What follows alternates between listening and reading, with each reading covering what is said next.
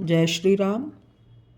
श्री रामचरितमानस के बालकांड के दोहा नंबर 140 से आगे प्रस्तुत प्रसंग में भगवान ने किस कारण से धरती पर अवतार लिया उसका वर्णन किया गया है। एक कारण पहले बताया गया है और अब दूसरा कारण प्रस्तुत प्रसंग में बताया जा रहा है।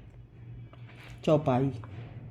अपर हेतु सुन शैल कुमारी, कहूँ विचित्र कथा विस्तारी। जहि कारण अज अगुन अरूपा, ब्रह्म भयो कौशलपुर भूपा। हे गिरिराज कुमारी, अब भगवान के अवतार का वह दूसरा कारण सुनो। मैं उसकी विचित्र कथा विस्तार करके कहता हूँ, जिस कारण से जन्म रहित, निर्गुण और रूप रहित, अव्यक्त सच्चिदानंद घन ब्रह्म अयोध्यापुरी के राजा हुए।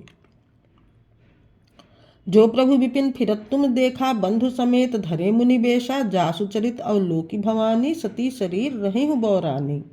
जिन प्रभु श्री रामचंद्र जी को तुमने बाई लक्ष्मण के साथ मुनियों का सा वेश धारण किए वन में फिरते देखा था, और हे भवानी, जिनके चरित्र देखकर सती के शरीर में तुम ऐसी बावली हो गई थी कि अजहु न छाया मिटति तुम्हारी। तासु चरित सुन भ्रम रुजहारी, लीला कीन जुते ही अवतारा। सो सब कही हो मति अनुसारा। अब भी तुम्हारे इस बावलेपन की छाया नहीं मिटती। इन्हीं के भ्रम रूपी रोग के हरण करने वाले चरित्र सुनो। उस अवतार में भगवान ने जो जो लीला की वह सब मैं अपनी बुद्धि के अनुसार तुमसे कहूँगा। भरद्वाज सुनि शंकर बानी, सकुच सप्रेम उमा मुस्कानी। लगे बहुर बरनय वृष केतु, सो अवतार भयउ जेहि हेतु। याज्ञवल्क्य जी ने कहा, हे भरद्वाज, शंकर जी के वचन सुनकर पार्वती जी सकुचा कर प्रेम सहित मुस्कुराईं। फिर ऋषिकेतु शिव जी जिस कारण से भगवान का वह अवतार हुआ उसका वर्णन करने लगे। दोहा। सो मैं तुम सन कहूँ सबू, सुनु मुनि मन लाई। राम कथा कलिमल हरनि, मंगल करन सुहाई। हे मुनीश्वर भरद्वाज, मैं वह सब तुमसे कहता हूँ, मन लगाकर सुनो। श्री रामचंद्र जी की कथा कलयुग के पापों को हरने वाली, कल्याण करने वाली और बड़ी सुंदर है।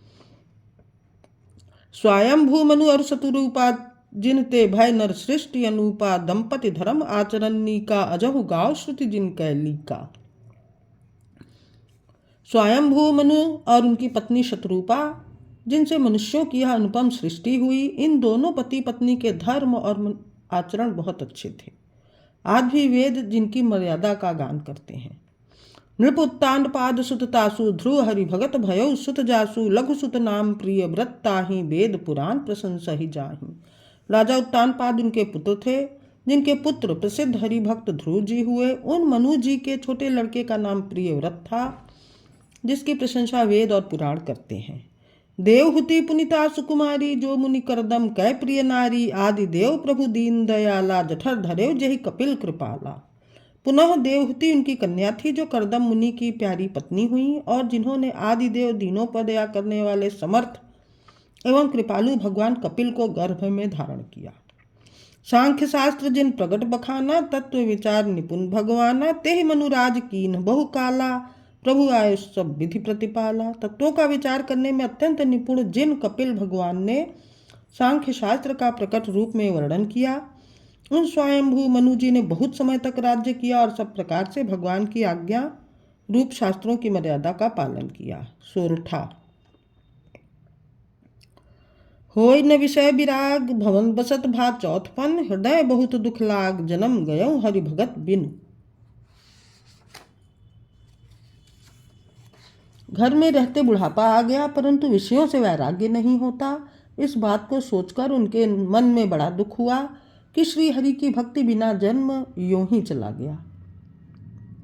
बरबस राज सुतहि तब दीन्हा, नारी समेत गवन बन कीन्हा। तीरथ वर नैमिष विख्याता, अति पुनीत साधक सिद्धिदाता। तब मनु जी ने अपने पुत्र को जबरदस्ती राज्य देकर स्वयं स्त्री सहित वन को गमन किया। अत्यंत पवित्र और साधकों को सिद्धि देने वाला, तीर्थों में श्रेष्ठ नैमिषारण्य प्रसिद्ध है।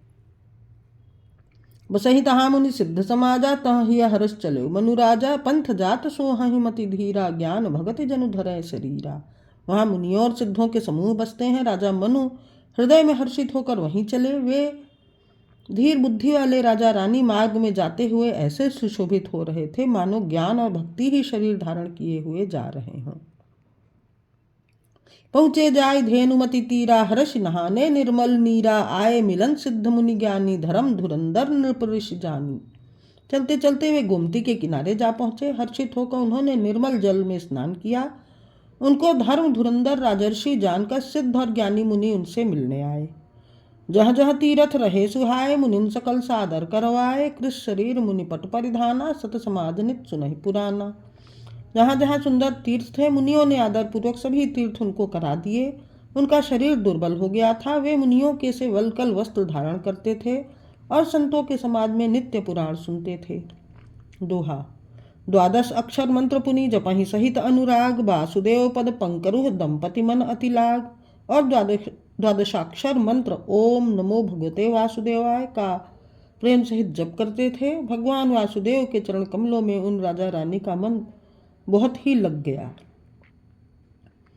करहि आहार साक फल कंदा, सुमिरहि ब्रह्म सच्चिदानंदा, पुनि हरि हेतु करन तप लागे, बारी आधार मूल फल त्यागे। वे साग फल और कंद का आहार करते थे और सच्चिदानंद ब्रह्म का स्मरण करते थे। फिर वे श्री हरि के लिए तप करने लगे और मूल फल को त्याग कर केवल जल के आधार पर रहने लगे।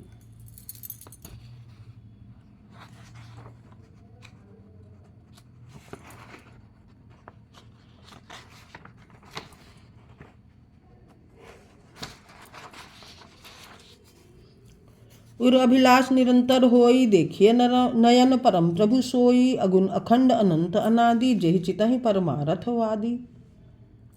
हृदय में निरंतर यही अभिलाषा हुआ करती थी कि हम कैसे उन परम प्रभु को आंखों से देखें जो निर्गुण अखंड अनंत और अनादि हैं और परमार्थवादी ब्रह्म ज्ञानी तत्ववेत्ता लोग जिनका चिंतन किया करते हैं। नेति नेति जय वेद निरूपा, निजानंद निरुपाधि अनूपा, शंभु बिरंच विष्णु भगवाना, उपजहि जासु अंश ते नाना।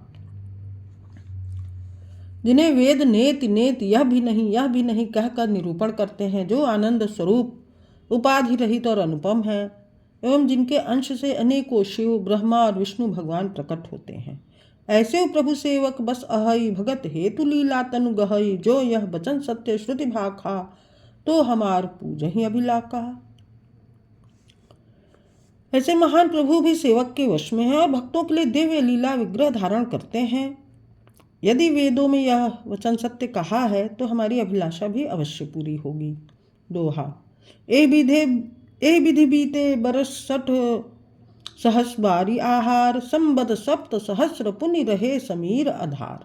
इस प्रकार जल का आहार करके तप करते 6000 वर्ष बीत गए। फिर 7000 वर्ष वे वायु के आधार पर रहे। बरस सहज 10 त्यागे सोऊ, ठाड़े रहे एक पद दोऊ, विधि हरि हर तप देखिए पारा, मनु समीप आए बहुबारा। 10,000 वर्ष तक उन्होंने वायु का आधार भी छोड़ दिया। दोनों एक पैर से खड़े रहे। उनका अपार तप देखकर ब्रह्मा विष्णु और शिव जी कई बार मनु जी के पास आए। मागहु बर बहु भांति लोभाए, परम धीर नहीं चलहि चलाए, अस्थि मात्र होई रहे शरीरा, तदपि मनाग्म नहीं पीरा। उन्होंने इन्हें अनेक प्रकार से ललचाया और कहा कि कुछ वर मांगो, पर ये परम धैर्यवान राजा रानी अपने तप से किसी के डिगाए नहीं डिगे। यद्यपि उनका शरीर हड्डियों का ढांचा मात्र रह गया था, फिर भी उनके मन में जरा भी पीड़ा नहीं थी। प्रभु सर्वज्ञ दास निर्जानी, गति अनन्य तापस नृपरानी, माघ बरु भय नभ बानी, परम गंभीर कृपा मृतसानी। सर्वज्ञ प्रभु ने अनन्य गति आश्रय वाले तपस्वी राजा रानी को निज दास जाना। तब परम गंभीर और कृपा रूपी अमृत से सनी हुई यह आकाशवाणी हुई कि वर मांगो। मृतक जियावन गिरा सुहाई, श्रवण रंध होई उर्जब आई, हृष्ट पुष्ट तन भय सुहाय, मानहु अभय भवंते आए। मुर्दे को भी जिला देने वाली यह सुंदर वाणी कानों के छेद से होकर जब हृदय में आई, तब राजा रानी के शरीर ऐसे सुंदर और हृष्ट पुष्ट हो गए मानो अभी घर से आए हैं। दोहा। श्रवण सुधा सम वचन सुनी, पुलक प्रफुल्लित गात, बोले मनु करि दंडवत, प्रेम न हृदय समात। कानों में अमृत के समान लगने वाले वचन सुनते ही उनका शरीर पुलकित और प्रफुल्लित हो गया। तब मनु जी दंडवत करके बोले, प्रेम हृदय में समाता नहीं था। दोहा नंबर 145। जय श्री राम।